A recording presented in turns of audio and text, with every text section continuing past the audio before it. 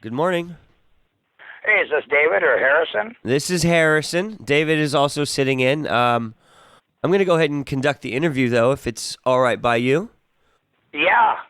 All right. Before we get started, I wanna kind of preface the beginning of this with, I'd like to have a good kind of gentlemanly discourse. I'm not into name calling or insulting No, each neither am other, I. I mudslinging. expect politeness, and I would give it in return. Fantastic. Now let me get your name straight. We're speaking with Wayne. Is that correct? Yep, Wayne Wa Chipman. Wayne Chipman.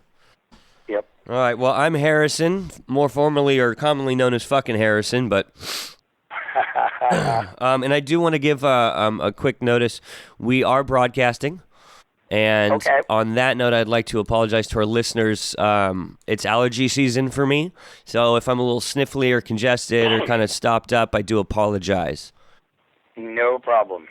So, if you're keen, I'd like to get started here. Sure. So, Wayne here, Wayne Chipman. I'm interviewing here today, and Mr. Chipman, you are what is commonly known as a flat earther. Am I correct in that? Yeah, that's a good enough description. Okay, I can refer to you in that fashion. You won't be insulted. No, not at all. Okay, fantastic. Well, I'll be clear on here. I am a skeptic. I am not a flat earther. I subscribe to the common belief that the Earth is round, as are all of the other celestial bodies out there.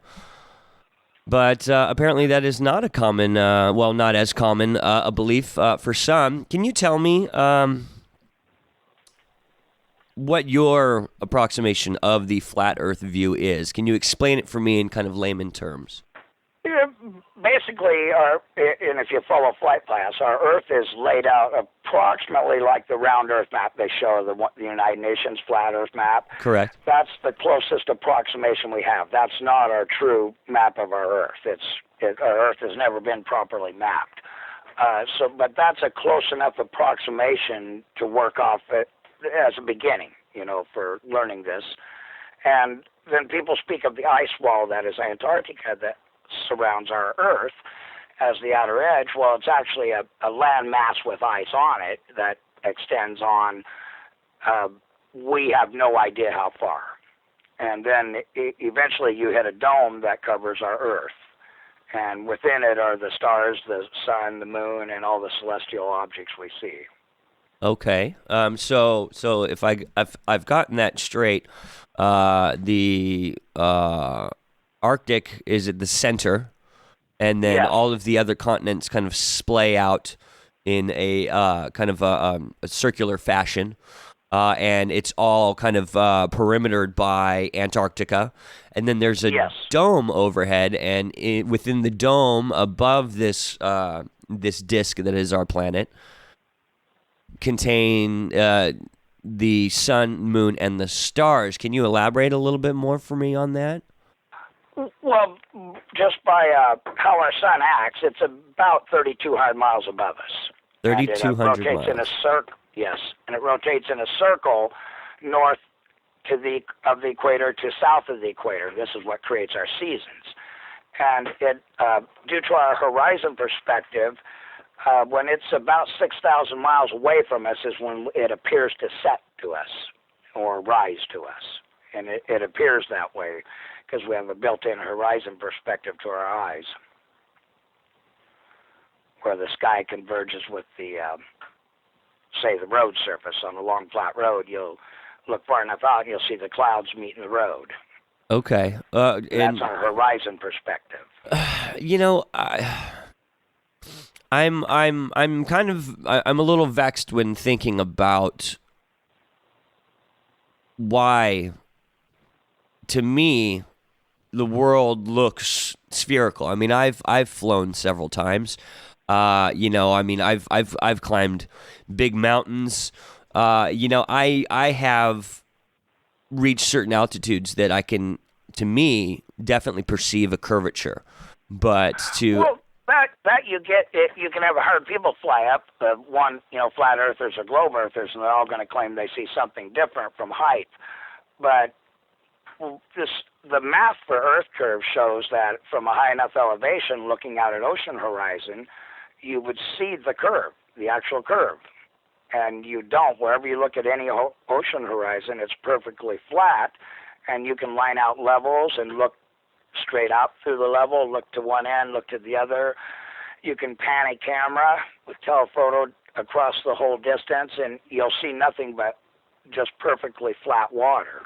Wouldn't it stand to reason, though, that given just the massive size of the planet, what we perceive as flat would actually be a curvature because it's just so far, miles, hundreds, thousands of miles. Well, it's 24,000 miles across, but it works out to, from a level line, the first mile drops an app. If you're looking out on a level line, the first mile of curvature drops 8 inches, but it grows exponentially from that. For example, if a plane were to fly due east or any direction for 3,900 miles, it would have to drop 3,900 miles during that flight to stay matching a curved Earth. And they don't build in no instrumentation, no pilot holds the nose of their plane down. But the simple math would show that you would see a curve to the water. Based on Earth curve math. Now, I've flown to England, a fairly arduous 10-hour flight, and I do recall quite specifically coming over the Atlantic and seeing a very definitive curve. I mean, that was a long flight. Over Canada, over Iceland, and then down over the British Isles into Heathrow. I remember quite specifically seeing a very definitive curve out my window. Now, and you will out of most windows on planes. Doesn't that... The window itself is curved. They have curved glass to fit the fuselages.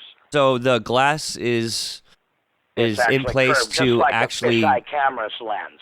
Okay, so the glass is purposely curved to... Well, it's made that way just in the plane design. Okay. And they could make planes with flat windows, but you'd have a lot of... You'd create a lot of air turbulence because you're not matching the rounded design of the plane's fuselage. Well, I'm curious as to how you came to this conclusion that the Earth is flat. What? In the beginning of it, okay, I never really gave it too much thought until a bit over 8 years ago. I spotted a couple videos on the web, and they were poorly presented, but they made you start to think, about, wow, is this really what our world is?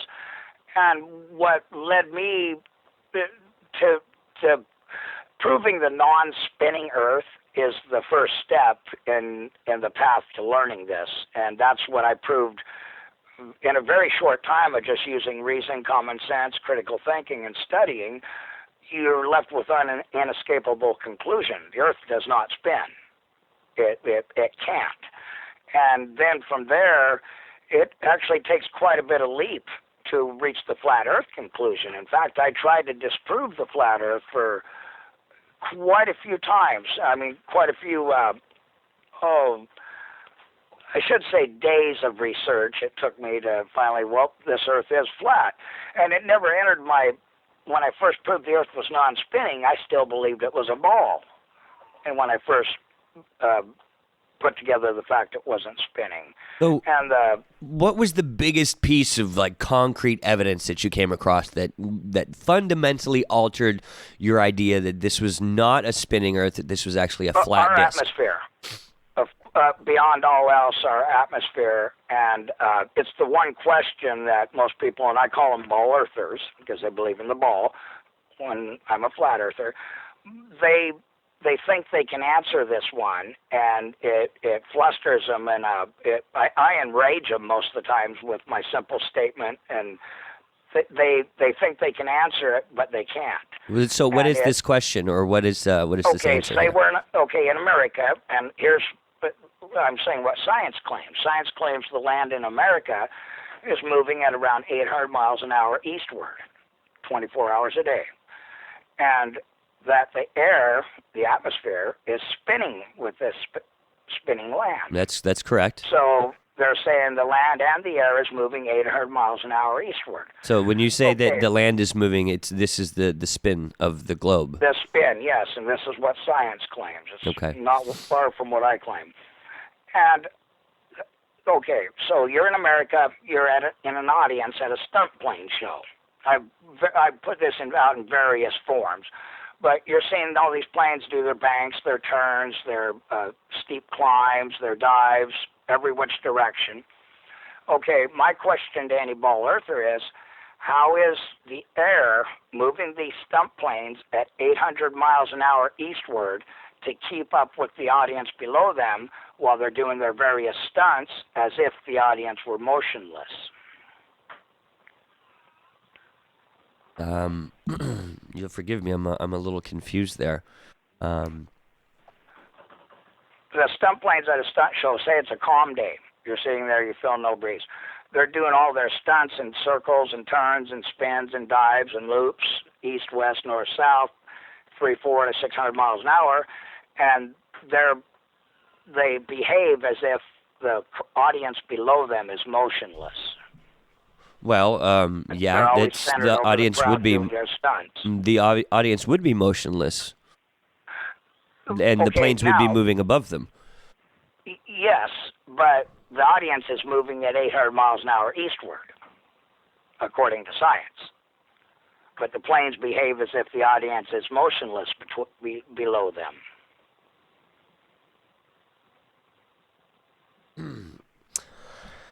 Well, that. This one stumps them. It's left with one inescapable conclusion. The audience isn't moving because how can air move these planes at a steady 800 miles an hour eastward to keep up with the land that is moving steadily 800 miles an hour eastward when the planes are doing all these various stunts? How does the air move these planes? Because a lot of ball earthers will say, well, relative motion. Well, relative motion works when you got enclosed air in a still box, but we're talking 800 mile an hour air that is moving over an 800 mile moving land. Well, how does that air move the planes? Actually move the planes throughout all their various turns, climbs, dives, whichever direction they go. How does that actual physical air move that plane to keep it up with the spinning, the audience moving below? Well, I'm going to say you got me stumped there. I'm not a meteorologist, and I'm certainly not any form of a scientist. I'm sure I could argue that given a little more time and sleep. I'd like to move on if I may. Yeah.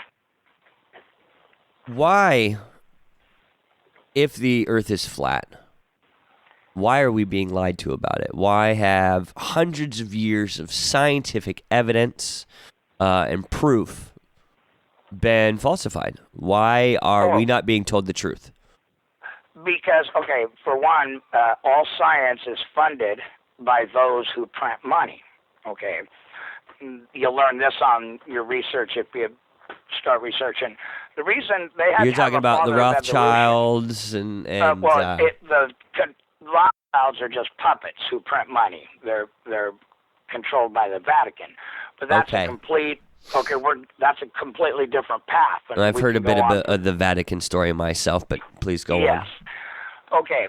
Well, science is funded by those who print money, just as all governments are funded by those who print money. The fallacy of there being a separate Russian government from the United States government, from the Chinese government, is just for the masses to buy into the fake wars and everything that these ones who print money, they view us as useless eaters, but we're digressing at this point. Yes, I agree. The reason the ball Earth is put out is so that they can make the billions of years old Earth so that people would buy into the fairy tale of evolution and at the same time make us seem insignificant, as if we're nothing in a vast cosmos of endless planets with other life. When the truth is so far removed from that, it's in a different universe. And the truth is, we are special in all of creation. There is only the Earth, and the Earth could be an infinite plane beyond our dome. I tend to believe it's an infinite plane, but that's something no one on Earth can say for sure. So at the if I understand what you're saying here, the heart of your belief is actually a religious one, then. Uh, Actually, to tell you the truth, I proved it scientifically long before I started researching the biblical proof of the flat Earth. Because more atheists know that our Bible speaks of a flat Earth than do so-called Christians. Because I'm not a Christian. I simply believe in the Word. But the Word did not lead me to the flat Earth. The truth of the flat Earth led me to research the Word more. Well, the researching the Word for the flat Earth came along late in my search. You know, I'd like to go back to a little bit here on. I was doing quite a bit of research. Into flat Earth theories for the last few days, and I stumbled across an interesting piece of information. There's a gentleman who's on YouTube, a very prominent gentleman on YouTube, goes by the name of Tiger Dan 925. He's some 26,000 followers, and he recently delved into the whole Antarctic idea, and basically debunked, in his eyes, the idea that it's actually a giant perimeter around this flat Earth. He was researching flights and watching videos of flights, and there are hundreds of well-documented videos of flights over Antarctica. You know, going from the southern tip of South America to Auckland, New Zealand. How do you explain that? The coastline that is Antarctica isn't just a few miles deep. It extends and extends for we don't know how many miles. No, there has never been a transantarctic flight to go from where you see all the activity in the bases straight across over to Queen Maud's Land on the other side of Antarctica. That's never happened. They've got a couple claimed trips that when they say, oh, we circumnavigated the world, but when you read the articles and look at the map of their trek, all they did was skim the coastline of Antarctica. They went in maybe 50 or 100 or 150 miles and then went across to another edge of the coastline. They never actually crossed over to Queen Maud's Land, which is directly across from where they have their bases. Now, how do you back up that claim? I'm curious what your proof is there. Just go on YouTube and start searching the circumnavigation of the world, and you'll eventually find the maps of their treks where they say, well, we went across Antarctica, and then they say, oh, we went to the North Pole. Well, the thing is, there's been, I don't know how many east to west circumnavigations of the Earth. There's never been a complete circumnavigation north to south.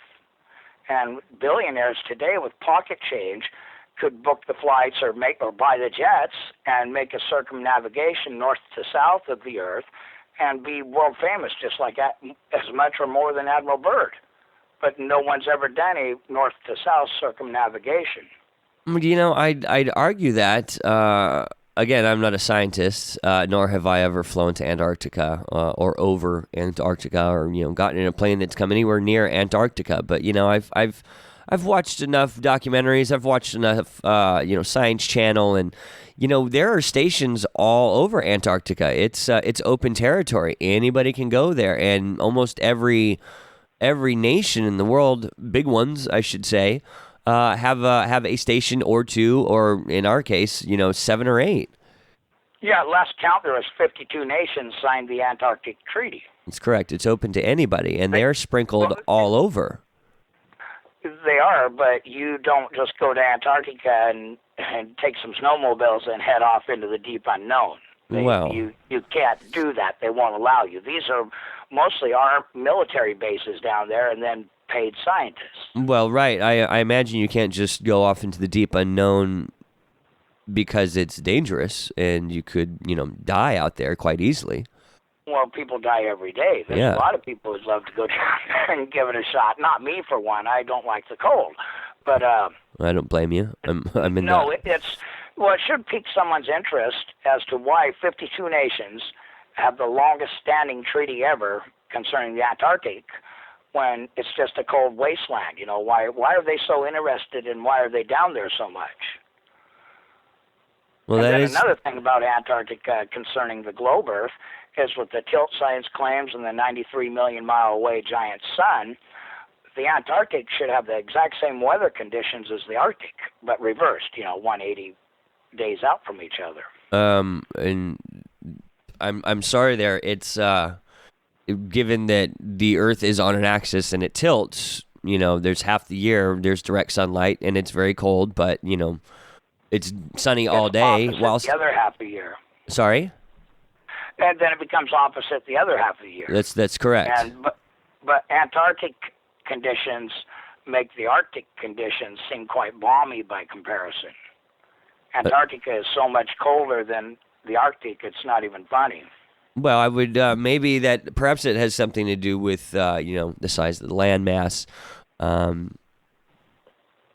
But I mean, I don't know. Stick all sorts of variables they want in there, but that's to support the globe Earth.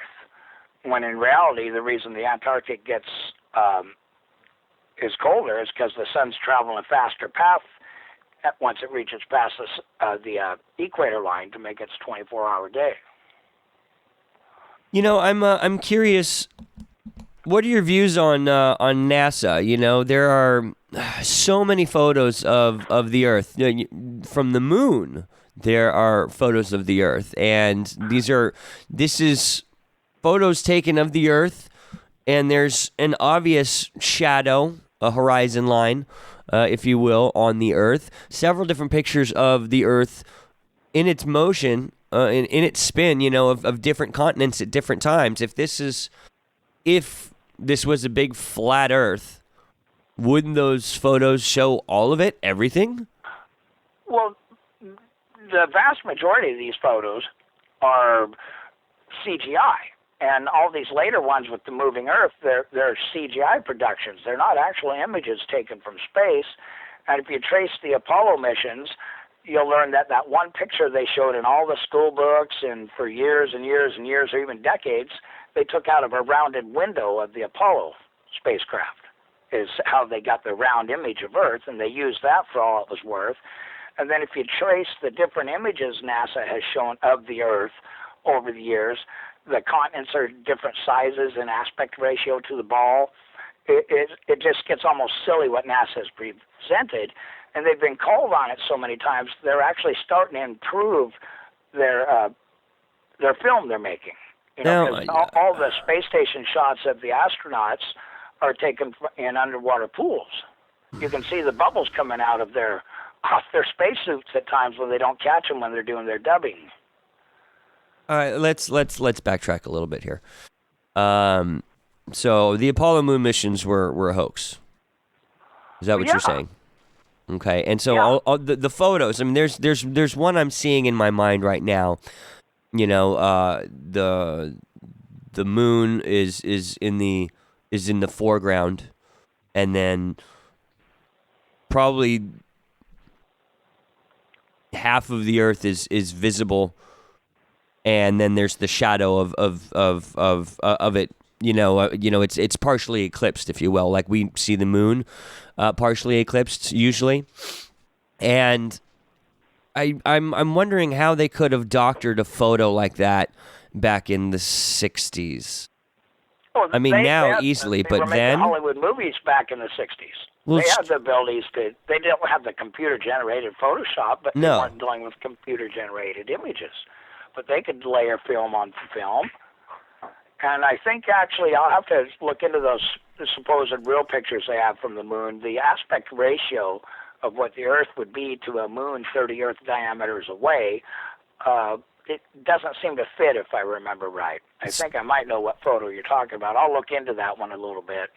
It's always nice to learn something new. So, okay. Basically, I don't trust anything NASA shows. There's a reason they have the serpent tongue in their sign. And they're named after Babylonian gods, Apollo, Saturn, the list goes on and on. I'm curious then. Do you consider the sun and the moon to be flat as well? They're flat discs of light. They're not balls. There's that's see, people tend to think of a circle as a sphere. Well, no, it's not. You can look right up and see the moon as a flat disc. Well, you can see that, or I understand how one would misconstrue that, given that you only see one side of the moon, but that's because Yes, it's locked into a perpetual state. It's a yeah, geosynchronous that's what orbit. science claims, that somehow magically it rotates once a month while we're spinning, and that it somehow through all this keeps the exact same face to the Earth at all times. So it makes in one revolution, it makes one spin, is what they claim. See, science makes all this stuff up when people ask them questions, just like how gravity was made up. Because people ask, well, why don't we fall off the bottom of the ball? Well, so science thought a while, and they come up with, oh, well, we'll call this gravity. So gravity's not real either. No. The only thing that holds us to this Earth is our own density. My question to gravity, because science claims that if you jumped without gravity, you just go floating off into space. Right. Okay, my question to science is, okay, well, what's this force that would just make me, with density more than air, just float away from this planet? No one's ever felt gravity. You only feel your own density. And supposedly science claims the moon causes the tides. Well, what? It reaches through the weightless zone science claims exists. But now that, since people were saying that, science is now saying that they have centrifugal force countering gravity that makes everything weightless. It gets silly, the stuff they go on. But the moon supposedly reaches through me, you, everyone here, moves billions of tons of water, yet we don't feel it at all. There's never been, no one's ever experienced anything in the feeling gravity holding them to the Earth. It supposedly holds oceans to the upside down Earth. I'm yet gonna bees fly around. wait. I'm gonna really have to argue with you there. I've felt gravity. I feel gravity every day. When you fall. When I fall, when I run, when I cycle, shoot, when I pick up my cereal bowl, I feel gravity. I mean, I guess you could argue that it's density, but It's sure, density, we're yeah, all sure. dense, but Yeah, I'm denser than air. well, clearly we're all denser than air, but I don't see how that refutes the idea of gravity. Well, see, the reason most people are stuck on having to have gravity is because they believe they live on a ball and you need something to hold people on the upside down part of the ball. See, with a flat Earth, you don't need gravity. There's simply the ground below you, and you're denser than air, so your own weight holds you to the ground. So that kind of goes against one of the more prevailing ideas that I've looked into here. In that a lot of flat earthers think that the sphere that we're on and the dome and the globe, everything comprised in it, we're all accelerating at a certain speed. That's actually put out by a disinfo site that's been around for years. That's they're silly because there is no movement. And a lot of people buy into that because they're new to the search, and they're trying to replace gravity. When I first proved the ball didn't spin, I figured, well, there's got to be something to help hold everything to the Earth, and I started buying the fact of the EMC universe. Well, the EMC universe might work on our celestial bodies, but it's not what holds us to the Earth. It's simply we're standing on the Earth, and our density holds us here. So I'm curious then, why? How can you be right and these people are wrong? All of these scientists, again, for hundreds of years have bought into the story because it's how they get their paycheck. Well, I mean, let's be honest. Back in the Dark Ages, these scientists weren't getting paid; they were heretics. Yeah, they were getting funded by kings and monarchs and popes. And then what? They were being burned at stake and hung in the town square, beheaded at the guillotine for being nuts. Going against the church. No, that stuff about them being persecuted for putting out the ball Earth is just a fairy tale. That never happened. You got to keep in mind the history we read is not the history that happened. I know I've asked you. I know I've asked you already, but I'm gonna ask you again. Sure. To what end? Why are we being lied to? I mean, go ahead and expound on that for me for a minute. The final end play? Yes. The final end play is so everyone buys into the coming great deception. Which is? This is all about. The coming great deception. Tell me about that.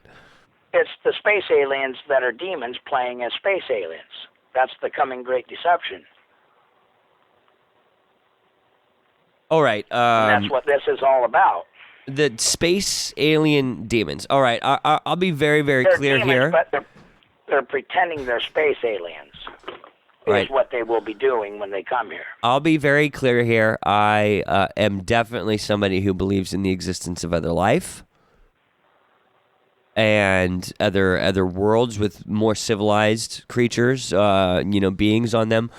But that statement right there kind of that goes against what you said earlier about us being unique and special. We are unique. Well, and special. But earlier in the interview, you said that we are unique and special and alone. And now alone you've basically as far as no other species of human. Okay, there's not other planets with other humans or other space creatures on them. Okay, so there are other, I guess you could say, aliens, non-human life forms in the universe. They're non-human creations, yes. Okay, so where do these guys come from then? They're the demons of the Bible is what they are. Oh, so are these some ethereal, formless creatures that are taking over humans, or? They can take form. Okay. They live in another dimension than we do. Oh. Okay. And you say these are biblical. These are alien demons that are spoken of or told of from the Bible. Well, the Bible tells you what they are and what they're going to do without the alien issue being brought up. The Bible speaks of the deception and what these creatures are going to be doing to us real soon. But it doesn't really delve into they're going to play off of space aliens. It doesn't go completely into every last detail. Okay. So, getting back to the point here, what are they going to do to us? What are these demonic aliens going to do to humanity as a whole? Well, in the end run, they want to kill us all. For why? If they're basically controlling us and turning us all into puppets. The ones that are stuck down here hate us. Okay, so they want to. They've been stuck here for 6,000 years. They want to kill us. They want to wipe the earth of us, and then do what? Well, basically, they're wiping it. They're trying to destroy us to get back at the Creator. I'm sorry. Could you say that again for me, Wade? They want to destroy us to basically get back at the Creator because they know their time is short. They are going to be destroyed.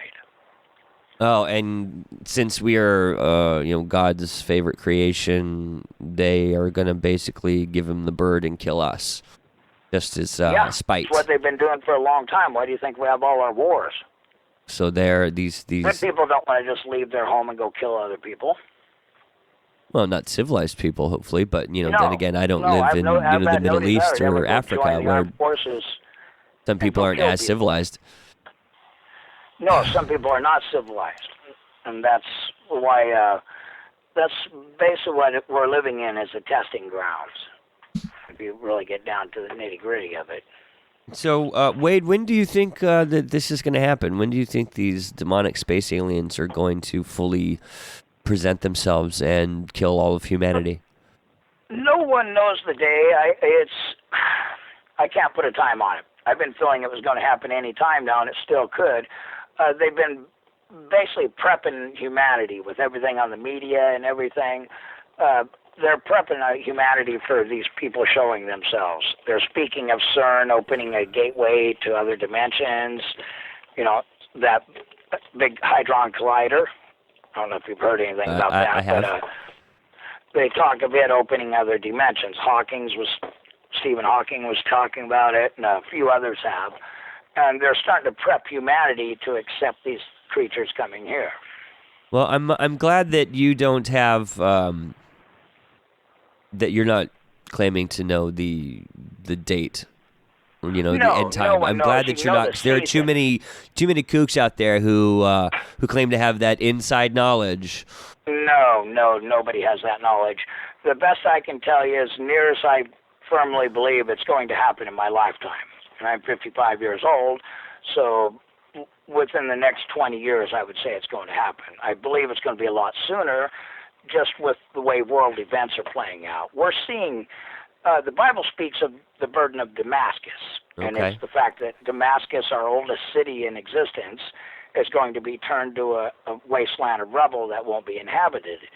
Well, that's being done right before our eyes right now to anyone who wants to, research a little and see what's actually being done to Damascus.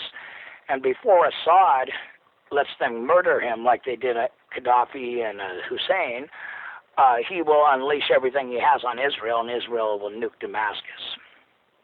You're talking That's about the the next next thing big I see world war. happening. Well, it's going to be a prelude to that. This Middle East event will. It's not going to be the Third World War. It's just going to lead up to it. Wade, I'd like to go back here a minute, and I have a question, and it's going to sound a little humorous, but I'd definitely like you to answer as truthfully as possible.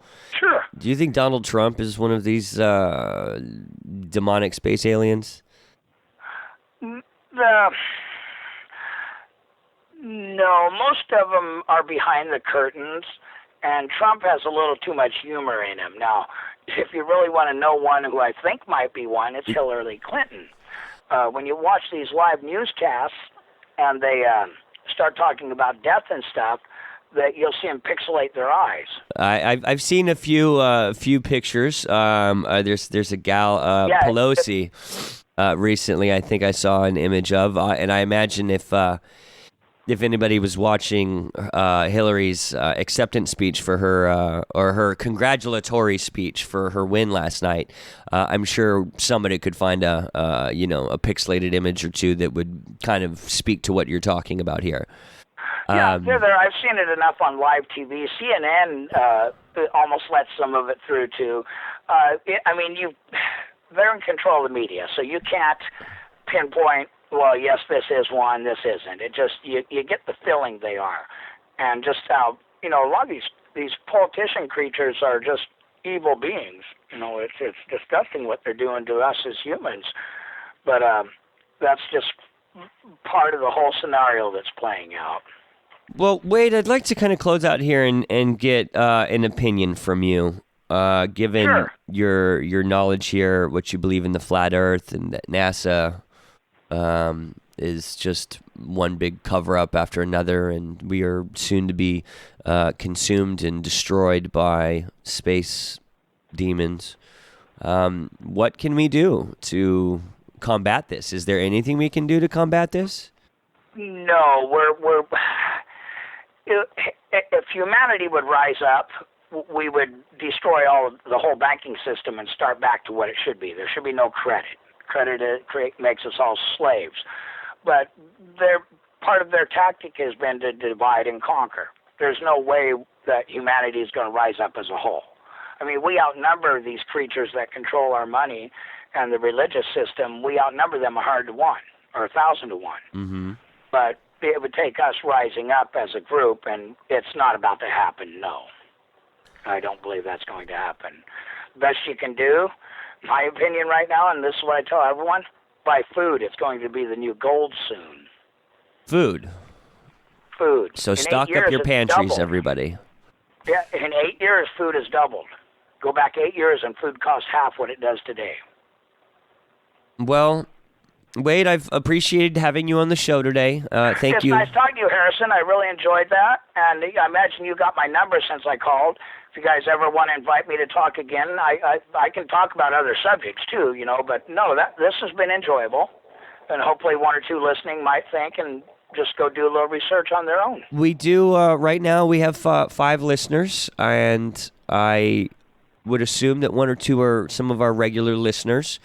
As I said, we are broadcasting live. We are going to, Wade, take this audio, clean it up, and post it on our website, echoplexmedia.com.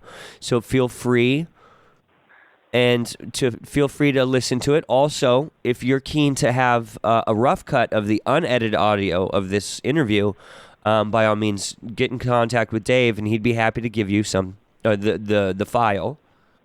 Oh, cool. Okay, I might do that. I've got a good time to cut it off. I've got to get back. I got 16 windows to paint. Well, so, wait.